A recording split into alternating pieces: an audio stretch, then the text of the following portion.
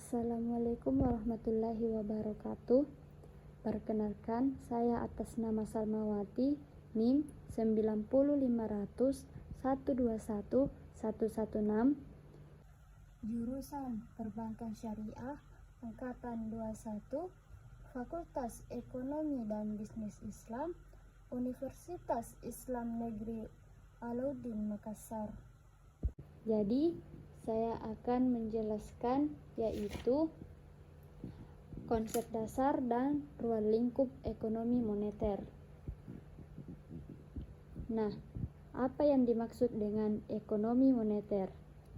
Jadi, ekonomi moneter merupakan bagian dari ilmu ekonomi yang mempelajari tentang sifat, fungsi, dan pengaruh uang terhadap kegiatan ekonomi. Ekonomi moneter juga adalah suatu cabang ilmu yang mempelajari tentang peranan uang atau pengaruh uang dalam mempengaruhi tingkat harga dan ekonomi dalam suatu negara.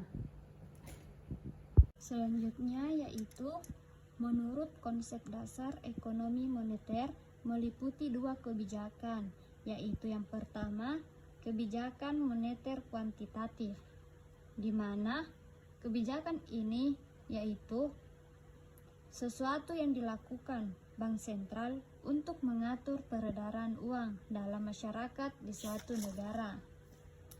Yang kedua yaitu kebijakan moneter kualitatif, di mana kebijakan ini yang dilakukan pemerintah dalam menyesuaikan uang yang beredar dengan memberikan pemahaman kepada stakeholder. Selanjutnya yaitu fungsi uang, di mana terbagi menjadi tiga. Yang pertama yaitu sebagai alat tukar atau yang disebut dengan medium of. Ini merupakan sesuatu untuk mempermudah pertukaran orang yang akan melakukan pertukaran, tidak perlu menukarkan dengan barang, tetapi cukup menggunakan uang sebagai alat tukar. Kesulitan pertukaran dengan cara barter dapat diatasi dengan pertukaran uang.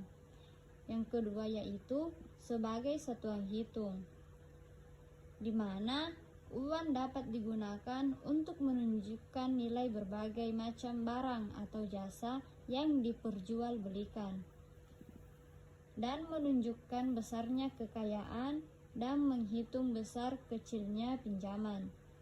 Uang juga dipakai untuk menentukan harga barang atau jasa atau alat penunjuk harga. Sebagai alat satuan hitung, uang juga berperan untuk memperlancar pertukaran. Yang ketiga yaitu sebagai alat penyimpanan nilai, di mana dapat digunakan untuk mengalihkan daya beli dari masa sekarang ke masa mendatang.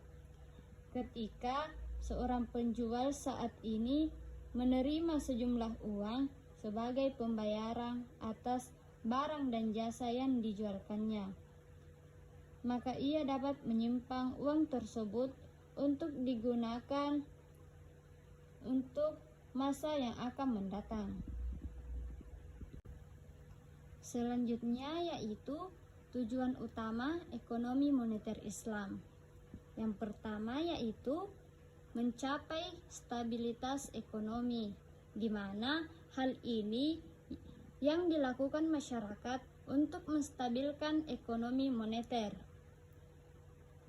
Yang kedua yaitu kesempatan kerja, di mana dengan adanya kesempatan kerja ini atau lowongan pekerjaan, maka semakin besar dalam meningkatkan produksi.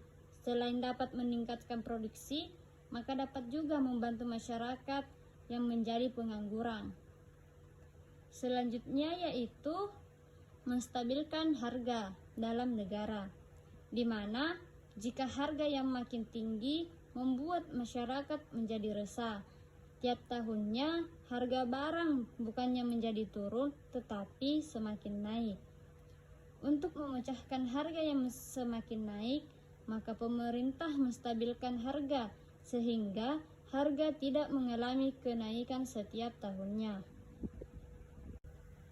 Sekian penjelasan dari saya mengenai konsep dasar dan ruang lingkup ekonomi moneter. Semoga bermanfaat untuk kita semua. Dan saya mengakhiri dengan ucapan wassalamualaikum warahmatullahi wabarakatuh.